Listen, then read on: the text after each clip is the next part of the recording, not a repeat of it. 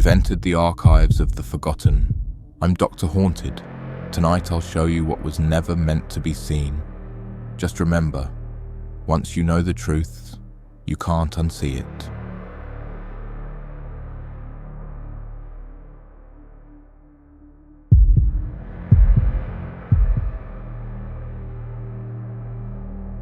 I've worked as a forest ranger in Blackwood National Park for 15 years. The park spans thousands of acres of dense woodland, rugged mountains and endless hiking trails.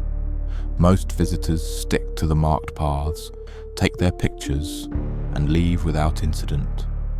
But sometimes people wander off trail. Sometimes they don't come back. That's when they call me.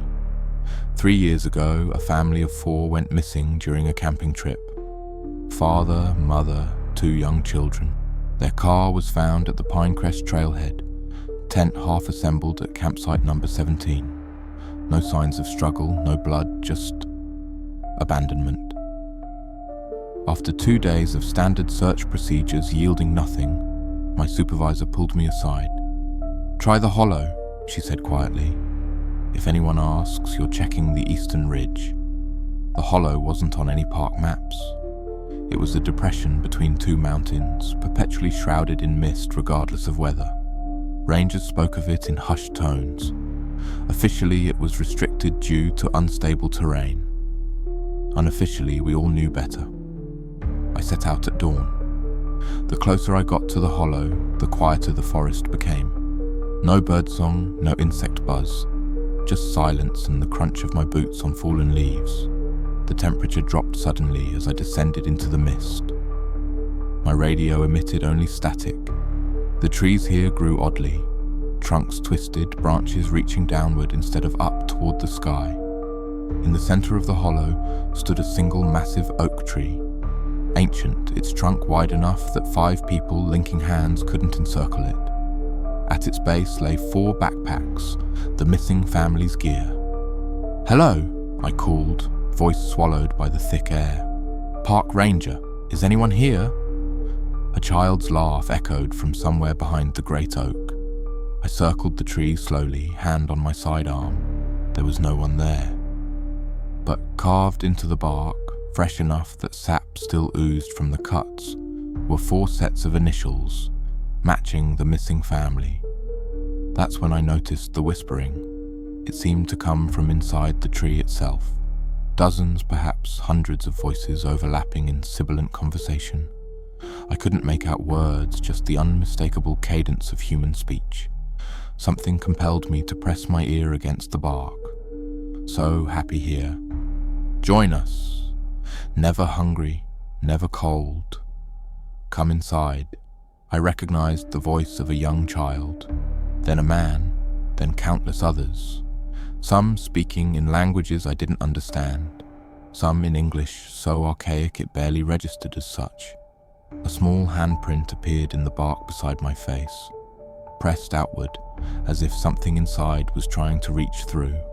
I ran, scrambled up the slope, out of the hollow, not stopping until my radio crackled back to life with a colleague's voice asking for a status update. I reported finding no sign of the family. What else could I say? 2 weeks later, another ranger discovered 4 sets of clothes, neatly folded at the base of an ordinary-looking tree near campsite number 17. The missing persons case remains open. Since that day, I've requested transfers to other districts 3 times. Each request denied. "We need experienced rangers here," my supervisor insists, "people who understand the park." Last month, a solo hiker went missing. As I prepared for the search, my supervisor handed me a map with the hollow circled in red. "Check there first," she said, "he'll be waiting." Sometimes at night, when the wind blows from the direction of the hollow, I swear I can hear whispering outside my cabin window. Voices calling my name, telling me how happy they are, asking when I'll join them.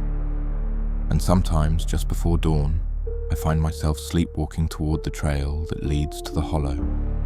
Dirt under my fingernails, bark embedded in my palms.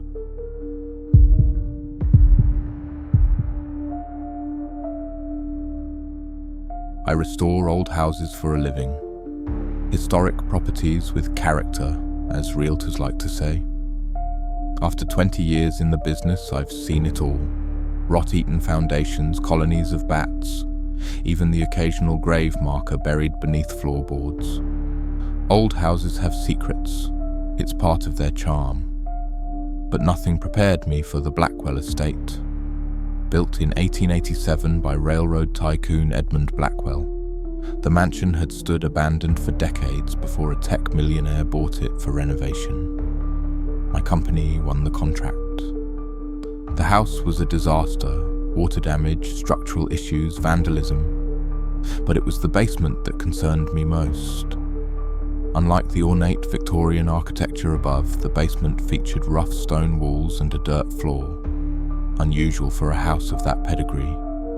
During our initial assessment, my assistant Marcus noticed something odd about the basement's dimensions. "These measurements don't match the foundation," he said, comparing his laser readings to the blueprint. "There's a 15-foot discrepancy on the east wall." We tapped along the stone, listening for hollow spots. Near the northeast corner, the sound changed. Closer inspection revealed mortar of a slightly different colour. Newer, perhaps 50 years old rather than 130. Someone sealed up part of the basement, I concluded. Let's open it up. We should have left it alone. Behind the wall was a narrow corridor leading to a circular chamber about 12 feet in diameter. The walls were lined with some kind of bronze metal, heavily tarnished. No windows, no other doors, just smooth metal walls and a concrete floor. Most unsettling was what hung from the ceiling, a crude chandelier made from what appeared to be human bones. Marcus thought it was a macabre joke left by previous visitors. I wasn't so sure. "Let's document this and contact the Historical Society," I said, snapping photos. "And the police." As we prepared to leave, Marcus called out from the chamber. "Hey, listen to this weird echo." His voice reverberated strangely in the metal room. I joined him. "Hello," I said experimentally. My voice bounced back, distorted. "Hello, hello, hello." But there was something else beneath the echo. Another voice, whispering words I couldn't quite make out. "Did you hear that?" I asked. Marcus shook his head. "Hear what?" I spoke louder. "Hello." The echo returned. "Hello, hello, hello." But now the whisper was clearer. "Help us." "There it is again." I grabbed Marcus's arm. Someone said, "Help us." He looked concerned. "I don't hear anything except our echoes." I tried once more. "Who are you?" The echo was immediate, but so was the response, now at conversational volume. "We are the witnesses, the sacrifices, the fuel." This time Marcus went pale. He'd heard it too. We backed toward the corridor as the echoes continued without further prompting. Dozens of voices now, overlapping, some screaming, some whispering, all seeming to emanate from the metal walls themselves. "Edmund brings them here. One each month when the moon is dark. Our blood on the floor, our bones above, speaking to what waits beyond. So hungry." The chandelier began to sway, though there was no breeze. The bones clinked together like macabre wind chimes. We ran. At the basement stairs, I glanced back to see a dark liquid beginning to seep through the tarnished metal walls of the distant chamber. I notified the police, who investigated and found nothing unusual. No chamber, no corridor, just a solid stone wall. They suggested we'd discovered an old coal room and let our imaginations run wild. The project continued, but I refused to enter the basement again. 3 weeks later, Marcus disappeared. The same night, neighbours reported seeing lights in the basement windows of the still vacant house. I've since learned that every owner of the Blackwell estate throughout its history has disappeared under mysterious circumstances, all during new moon nights. The current owner is hosting a housewarming party next week. It falls, perhaps not coincidentally, on a moonless night, My invitation arrived yesterday, handwritten on heavy stationery. At the bottom, in different ink, "The chamber misses your voice. I'm leaving town tomorrow. Some echoes should never be answered."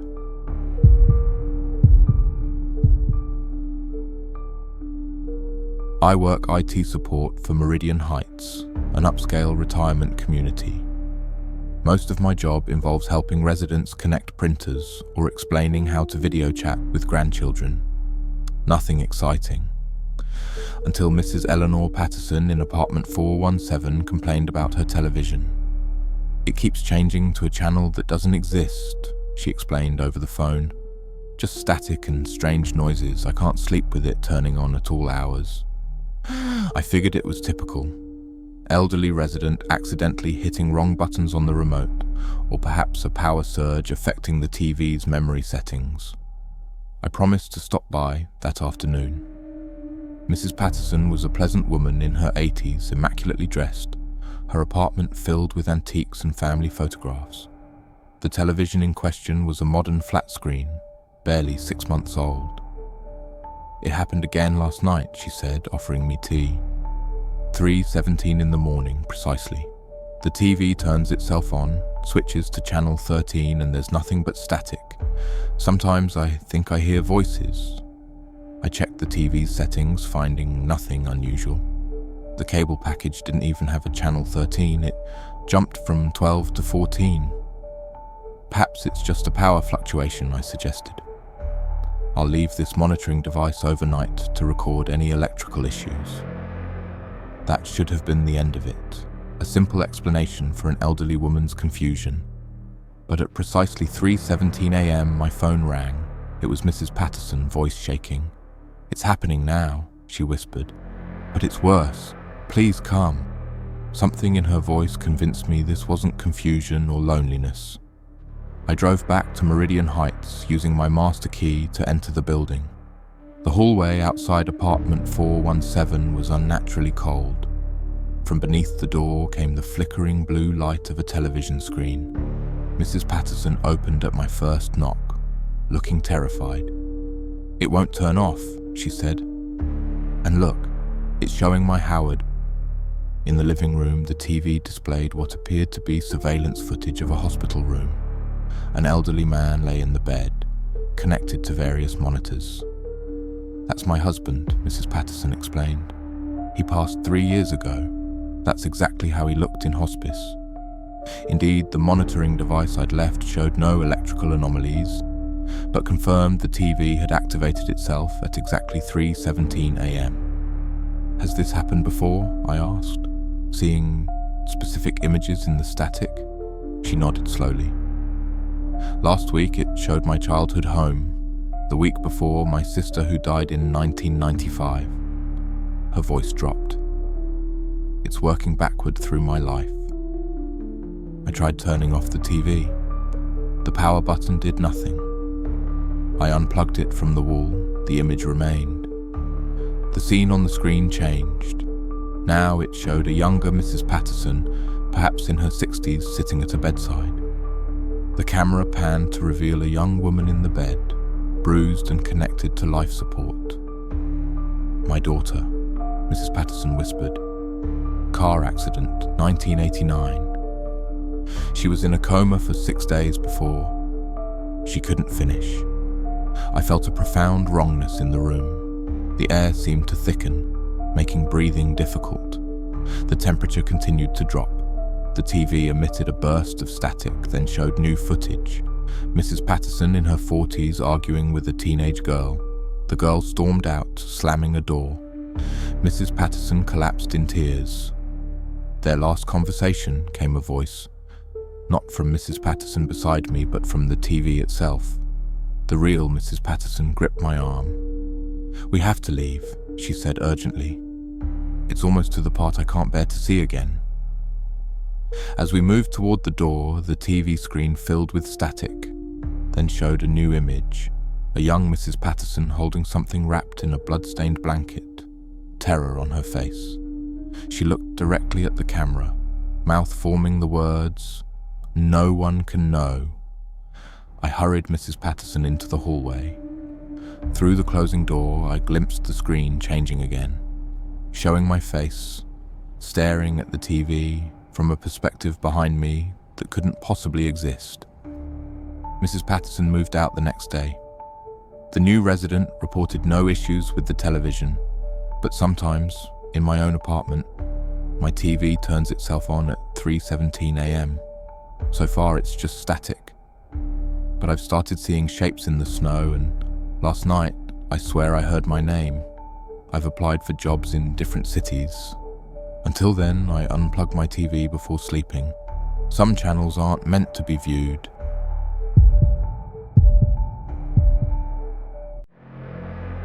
I've been driving for a rideshare company for 3 years now. Late nights are the most profitable. Drunken partygoers, airport arrivals, people too tired to drive themselves home from graveyard shifts. You see humanity at its most unguarded, but there's one passenger I can't forget. The one who wasn't there. It started on a Tuesday just after midnight. A pickup request came through from an address in the old part of town. Those Victorian houses now divided into apartments, mostly occupied by college students and young professionals. The request was under the name Mary, estimated ride time 17 minutes. Destination, Lakeview Cemetery. Odd, but not alarming. Maybe someone visiting a loved one's grave. Maybe a goth kid on a dare. Either way, their money spent just as well. I pulled up to the address, a dilapidated 3-story house with peeling paint and sagging porch steps. The app pinged that my passenger had been notified of my arrival. 5 minutes passed. No Mary. I was about to cancel when my car's back door opened. The seat compressed as if someone sat down, but I saw no one. I turned, heart suddenly racing. Hello? No response. The seatbelt clicked into place on its own. My first thought was some kind of mechanical failure, seat pressure sensors malfunctioning maybe. But then the app chimed. Mary has updated the destination. The new destination was 1123 Willow Street, an address across town, nowhere near the cemetery. Is someone there? I asked, voice embarrassingly high. The temperature in the car plummeted. My breath clouded in front of my face, despite the summer night outside. A voice, female, barely above a whisper, came from the empty seat. Please drive. He'll know I'm gone soon. I nearly jumped out of the car, but something in that voice, the raw fear, the desperation, stopped me. I put the car in drive. Who are you? I asked, checking the rearview mirror repeatedly, seeing nothing but my empty back seat. Mary, came the whisper. Mary Wilkins. I lived here in 1973. I died here in 1973. My hands shook on the steering wheel. Why are you in my car? Because you answered. Because you can help. Others have driven past. Ignored the request. I drove in silence for several minutes, mind racing. Finally, why Willow Street? That's where he buried me, under the oak tree. He's still there, you know, different body now, different name, same Evie. The car's electronics flickered, dashboard lights blinking, radio turning on and off. The voice grew fainter. Hard to stay. Used all my strength to call your car. Find my bones, tell them it was Robert Taylor, my boyfriend. He killed the others too. Others? 7 of us, all buried on the property. He owns the house on Willow now. We were approaching the address, a well-maintained craftsman with manicured gardens. Lights glowed warmly from within. It looked nothing like a killer's den. I can't just go digging in someone's yard, I said. I need proof. A photograph appeared on the passenger seat, yellowed, creased. A young woman with feathered hair and a nervous smile, standing beside a bearded man outside the Victorian house where I'd received the pickup request. How did you... Tell the police Mary sent you. Tell them to look for the antique locket with my picture. He keeps it in his bedroom. Trophies. He keeps trophies from all of us. We arrived at the address. The back seat suddenly felt empty in a different way. truly vacant now, not occupied by something invisible. The next day, after hours of deliberation, I went to the police with the photograph and my story. They were skeptical until I mentioned the name Robert Taylor and the locket. One detective's expression changed. They'd been investigating a cold case, missing women from the 1970s. Robert Taylor had been a suspect, but was never charged. The current homeowner was Robert Keller, age 75. They found the bones of 8 women buried around an oak tree in the backyard.